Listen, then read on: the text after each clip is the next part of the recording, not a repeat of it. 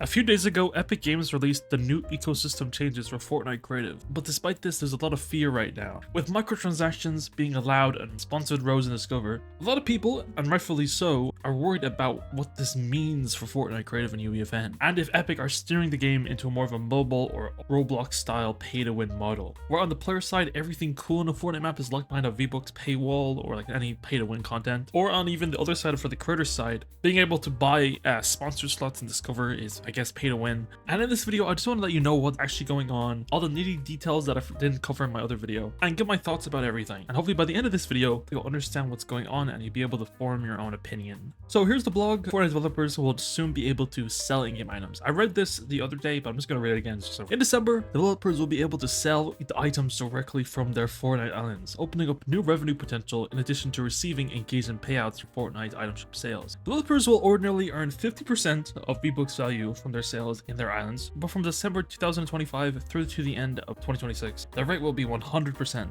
And this part here is more just talking about how the store retail stuff factors in. So instead of 50%, it's more like 37%, and instead of 100, it's more like 74 because you have to minus all those stuff. And developers will use a verse-based API and new UEFN tools to create and offer purchasable, durable items and consumable items in their game. We'll share more details soon. Now, gone are the days of support a creator or owning engagement payouts. Epic are explicitly now allowing and opening the door for microtransactions inside of Fortnite Creative. Now, what that means just now, we don't know yet, but Epic mentions durable, aka permanent items, so like cosmetics or something else, or even allows creators to gate content behind paywalls. If Epic allows that, I'm not sure again. And consumable items, so like power-ups that give you advantages. Again, we don't know the exact specifics, but Epic did say this at the Q&A in the bottom of the blog if you go all the way down here. They say, what are creators allowed to sell? Creators can sell the digital, durable, and consumable items that they build for their games. At this time, sales will be limited to digital items only, no physical goods like t-shirts. Sales follow the applicable law and follow our island creator rules and other policies. Items may also be restricted by region, age, and content rating requirements. So Epic up here says that about 74% of in-game sales you'll be able to get make back. Now, they like to say that Roblox only has 25%, so they, technically Fortnite has a better rate. I'm guessing it's because they want to undercut Roblox because they're the competition. So they're going to be like, oh look, 74% in the first year. Come on for the Fortnite, guys, or whatever. And then after that, it's going to go down from 100% to about 50% for creators, and the other 50 is going to, I believe, Epic for funding whatever they're doing. Now, okay, let's actually talk about this, okay?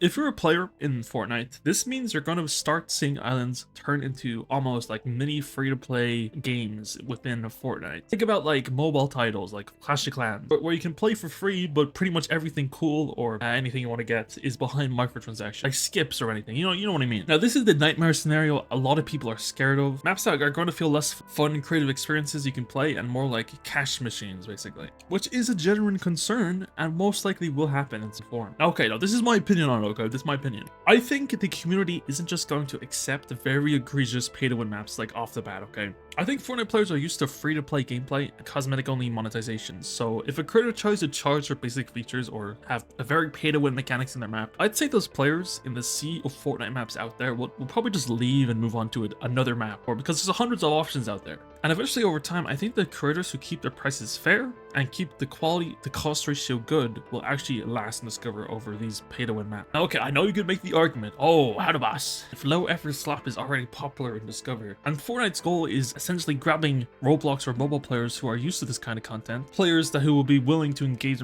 with pay-to-win or predatory microtransactions, doesn't that circumvent your point? Well, in my humble opinion, I think that spending time in a low effort slot map for free, it's very different from pulling out the credit card and buying stuff in that map. Again, it all comes down back to the quality to cost ratio. Fortnite for years has been high quality, low cost. And Fortnite players, even the people who don't even play Fortnite, expect that going in. They don't expect paywalled content. So suddenly having paywalled content in Fortnite that usually wouldn't be paywalled is going to turn off a lot of players from playing your game. It's about the initial year of this releasing. Maybe this might become more of a norm in the years to come, but I doubt it will work out when it releases. I think you'll see a lot of pay-to-win maps at the start, but like after like a month, they're gonna all lower their prices because they'll realize that they're not gonna be making money. Now, of course, there's also the other angle of the humanization of UEFN, okay? People blame it for the Robloxification of Fortnite. First, the UI, metaverse modes, age ratings, slot maps, now soon microtransactions, which is fair, and I do dislike it too. I think Fortnite is allowed to be a platform But straight up becoming, like I said before, Roblox but worse is not the way to go.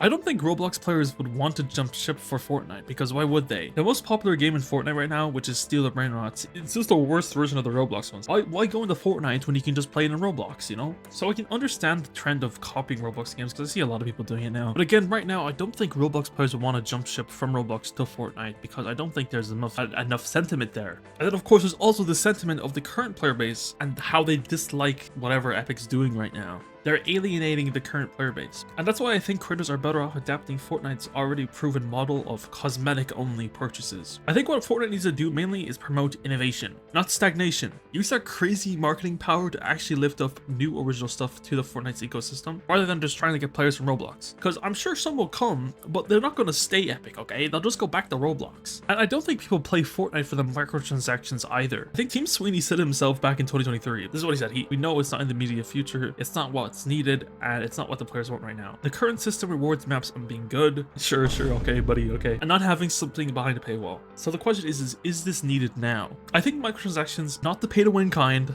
will actually be good overall for the ecosystem. If Fortnite wants to be treated as a viable platform to build games, because let me tell you right now, it's UEFN is not viable unless you get lucky, chase trends, or rely on sponsorships. I think more revenue streams like microtransactions, and there's a bunch more options for development for big and small creators, just overall promotes a healthier ecosystem, where people will be actually willing to invest and innovate inside of it. Epic also needs to adopt industry standard practices, like microtransactions, sponsored rows, etc. More options for creators are always good in my opinion, and in the end, ultimately, it's up to the player base if they want to decide to engage with pay-to-win predatory microtransactions. And then after that, the creators will then adapt to what people are willing to pay for and not willing to pay for. I think Fortnite right now needs that good old punch, and this is that punch, okay? It's quite a huge shift, and we still don't know the full ramifications of it. You can tell a lot of people are either excited or not excited, but I think we're better off doing this than slowly bleeding players. Again, the comments are down there. Okay, let me know if I'm wrong in anything. I'm open to a discussion.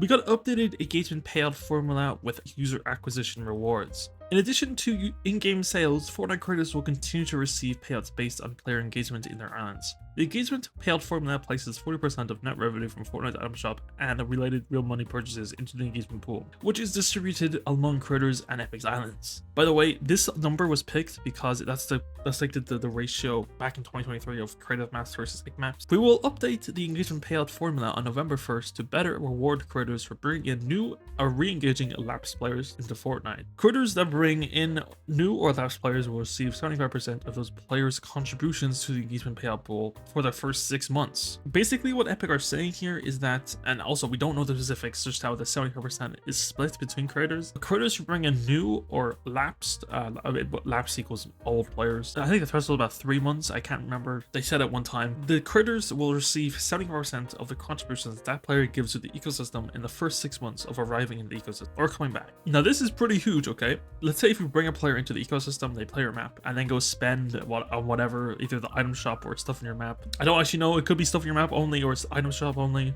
or just both. 75% of that, I'm going to guess, is split between all the creators that the player, engaged with. Now, this is a huge incentive to not engage the current player base of Fortnite and engage new or less players of the game. So people who have never played before, or people who have played a while ago and came back to check out the new stuff. We'll also factor in signals from direct links, in-game search usage, and first-a-day playtime patterns when attributing new and lapsed players to an island. Additionally, the retention component of engagement payouts will now reward island-specific retention rather than ecosystem-wide retention to better align with creators' own efforts in growing this metric. Now, this right here is something I'm most excited for. Retention component of engagement payouts will now reward unspecific retention rather than ecosystem-wide retention.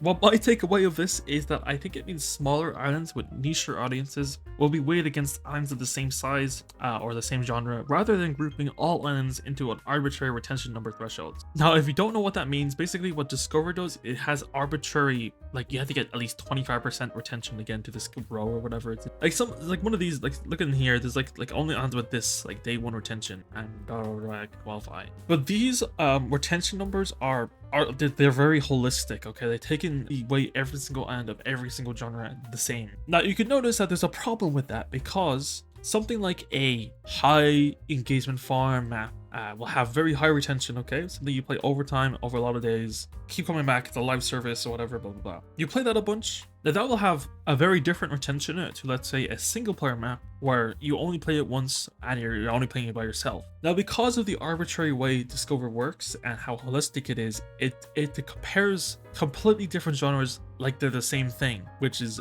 not how it should be, and that's the reason why a lot of modes in Fortnite are way less in Discover, because of this way it weighs things. Now the way I'm reading this, which is will now reward island specific retention rather than ecosystem retention, is that islands are now weighed. They compare them to similar islands rather than the same islands. So if you're particularly high retention in, let's say, the single player genre, but your retention is obviously still lower than most of the maps in Fortnite, you'll still have a chance at getting the engagement payouts pretty good because of the fact that you're a single player map and you're just the best single player map out there. Now, what Epic never clarified is that if this affects Discover in any way. They only said engagement payouts. So I don't know if it's going to be in Discover, but I hope it is, okay, because it will help us Discover out a ton. This is one of the more things I'm excited for. I want to see how this unfolds. It sounds great. We'll see how it goes. Anyways, continue on further to help combat fraudulent engagement. The engagement payout formula will now only consider players who have made purchases on their accounts. This will not reduce the total engagement payout pool, but shifts the calculation so that playtime from non-payers is not considered anymore. Okay, so that's very important. The engagement payout pool format now covers the following components: minutes played, new user acquisition, lapse user acquisition, playtime surrounding V-Bucks spend, and island retention. So this right here is very important, okay? Historically, since UEFN came out, with the new when Creator Economy 2.0 came out, every single player was counted towards engagement payouts. When you're going to your map, every single player was counted. Now this new system, it works more like Roblox now. If anybody's familiar with the Roblox engagement system, basically there's a thing called Roblox Premium, and only people who have Roblox Premium are counted. I'm pretty sure. Okay, don't quote me on it. Okay, I'm not a Roblox developer. Okay, I don't know the ins and outs, but I think that's how it works. Now Epic does frame this as combating fraudulent engagement, which is true. It does help against a lot of botting in the ecosystem. Because imagine if you have 1,000 bots, you have to pay at least $5 on each of those accounts. So that's like what, like $5,000 you have to spend just to get the accounts like working for engagement payouts. It's not going to be worth it anymore. So that's basically just going to kill bots entirely, botting maps and everything. But on the flip side, there's also the bad thing where non-players are no longer considered in the ecosystem. Again, Epic framed this as fraud protection, but honestly, I think this is more just to balance out the microtransactions and also the new 75% of new and less players contributions or whatever from earlier.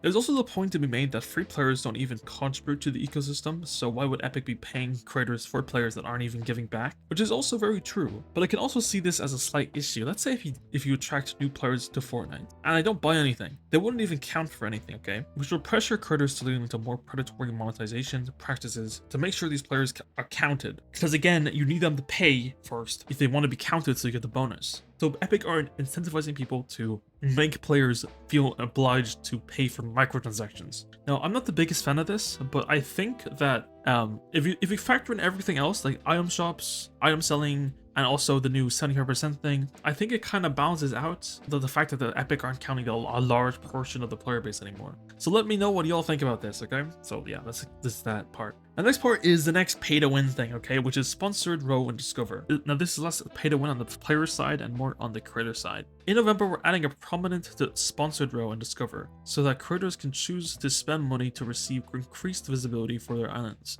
All creators will have transparent market data to bid for placement in the row and enter an auction to surface islands in the new sponsored row. All other rows in Discover will remain unchanged to continue to provide organic visibility to islands. Long term, 50% of sponsorship revenue generated by sponsored row will go into the engagement payout pool, boosting the pool size for all creators. From launch through the end of 2026, this rate will be 100%. So you can see here that 100% of the whatever people spend for sponsor slots goes back into the ecosystem, and then after that year, Epic will pocket half of it. Of course, you compare it to Roblox to have 0%, you know, okay, oh, look at this Epic being like, you know, oh, look at us, we're doing it better. Okay, now right now, your island either lives or dies based on organic traction. How many players click it, how much retention it gets, how well it fits into the Discover's algorithm. With this change though, creators will be able to pay real money to guarantee exposure at the top of Discover. In a very clearly labeled ad row, you can see it right here in this row right here. Starting November 17th, 2025, creators will be able to set up campaigns inside the creator portal, bid on placement, and get comfortable with tools. Creators will be easily able to adjust to their spend to meet their goals whenever that's maintaining a small player base for iterating on early content or supporting a major island launcher update. Then on November 24th, 2025, the new sponsored row section will go live in Discover, giving creators a predictable, scalable way to prove Discover. So it's gonna basically, creator portal will be able to bid and then a week later, it's going to go live. Together with insights, A/B testing, and publishing tools, the sponsored row will help fuel a cycle where more visibility drives better analytics, faster testing, better decisions, and grow and sustain audiences. Now, okay, I've seen a lot of people talking about how this is going to basically be dominated by big people.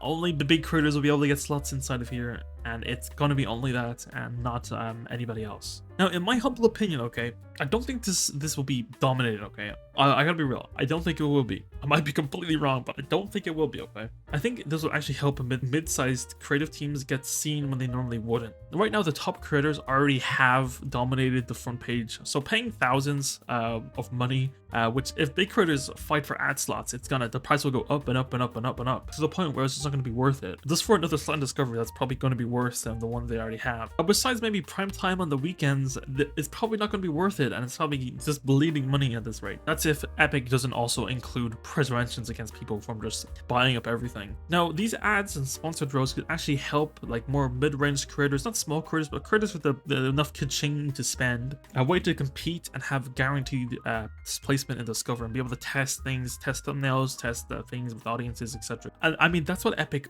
goal here is they want to do this right here. They want to drive better analytics, faster testing, and data-driven decision. They want people to use this to be able to sustain audiences, which seems Epic are more focusing on maps that haven't made it rather than maps that have, if that makes sense. And anyways, if people do go ahead and do it, people will probably complain about it, and Epic are going to probably put an end to it. Because again, this is their goal. This is what they wanted it to be used for. But we'll see. We'll see how it goes. Again, is this pay to win? Is this bro pay to win? I guess it is, because you're paying to get a slot in Discovery, which means you'll get more players and you'll be able to hire in Discovery, you'll be able to test things. That's how it really goes. So again, let me know what you think about the sponsored row, okay? It's an interesting change. And I think, again, Epic needs to punch up in the game, okay? They need to get some ground. I think what Epic are doing here are, you could say they're copying Roblox, okay? They are copying Roblox, to be real, but they're more adopting industry standard UGC practices, like all of these. Like Roblox has this, you know, other games probably don't have it, let's be real. It's all probably only Roblox, but it's how the UGC is functions and how UGC can become an actual like a sustainable business. I mean, you've seen the player count, okay? Roblox is obviously doing something that Fortnite isn't, and you can't blame Epic for just trying to copy them, okay? No, I think where Epic is failing is copying a bit too much and wanting to just take the entire audience of Roblox to Fortnite. I don't think it's the way to go. Fortnite has a very specific art style, blah blah blah, feel to it, and that Roblox doesn't have. Epic shouldn't be promoting, like, you know, same stuff over and over. It just alienates the current player base. Sure, Still Brainrot has many players right now, but it's not because it's, you know, necessarily, you know, innovative. It's because it's just a Roblox game that's been ported over to Fortnite. Of course, there is room for different experiences, but I think if Fortnite, like, you know, harnesses its strengths, you know, the Fortnite magic, you know, the live events, the storyline, all that, if they harness it and let creators harness it as well and do their own thing if they want, I mean, we'll have a pretty cool ecosystem. But just copying Roblox, following trends, chasing popular stuff, it's not the way to go. It just diminishes the quality of the game. It will turn the game into Brainrot Simulator. Now, of course, Brainrot isn't necessarily bad. People can play Brainrot all they want. If anything, the Brainrot is probably bringing more players into the ecosystem. But only promoting Brainrot is the problem. We need to promote more things than just Brainrot.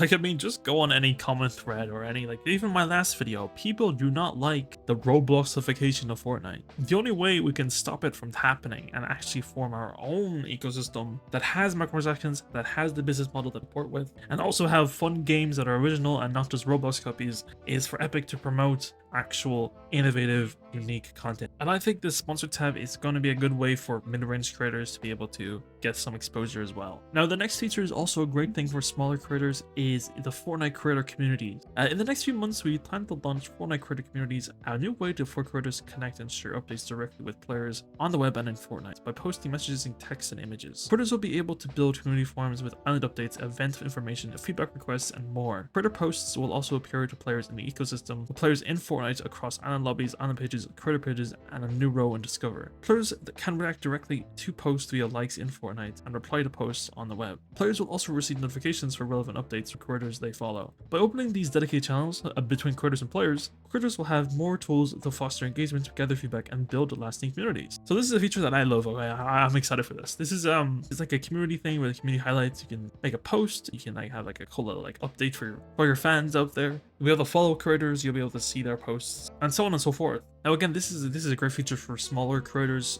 Again, building your community inside Fortnite is kind of the #1 goal for Epic right now. I think they want you to be able to just sustain an audience inside Fortnite itself rather than having to go to external platforms like YouTube, Twitter, TikTok, whatever, and use those as a way to reach people. You should just be able to reach the audiences you want right inside Fortnite with like personal recommendations, following creators, liking things, etc, etc. And this just expands upon that and makes it more cool. So yeah, I'm excited for this. This is gonna be a cool feature. And at the end of this, Epic goes on to talk about Thin Client, which is fine, I guess. And also a thank you message, which since UEFN launched, players have spent over 11.2 billion hours across 260,000 live creator-made islands, which has resulted in $722 million paid out to date. We'll continue investing in the new tools that unlock more development possibilities for creators. Stay tuned for more details as we get closer to launching these updates. Okay, as a closing thoughts for this video, is this pay to win?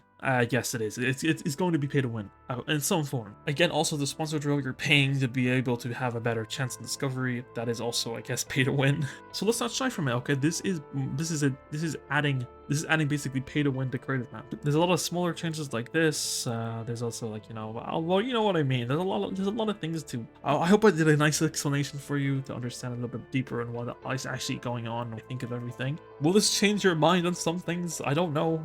I mean, pay to win is pay to win. It's annoying. It's annoying, but it's an industry standard at this point. Now, if I'm going to be adopting pay to win, I won't be okay. I don't believe in it. I think if you provide a good experience, a fun experience, people will play it, and you'll get your monetary value back through it. What did that guy say at the Game Awards? The guy who made Baldur's Gate 3. He was talking about like, the Oracle told me that the game of the year 2025 was going to be made by a studio who found the formula to make it up here on stage. It's stupidly simple, but somehow it keeps on getting lost. Studio made their game because they wanted to make a game that they wanted to play themselves. Created it because it hadn't been created before. They didn't make it to increase market share. They didn't make it to serve as a brand. They didn't have to meet arbitrary sales targets. And furthermore, the people in charge forbade them from cramming the game with anything whose only purpose was to increase revenue and didn't serve the game design. They knew that if you put the game and the team first, the revenue will follow. So I think that the creators who are more fair with their microtransactions and have a good quality to price ratio will outlast the people in Discovery that don't. They'll just do better, in my opinion. Especially if you're a slot map. Okay, the slot map that has the best value for money is going to do the best. It's no longer investing your time in these maps, it's also investing your cash money,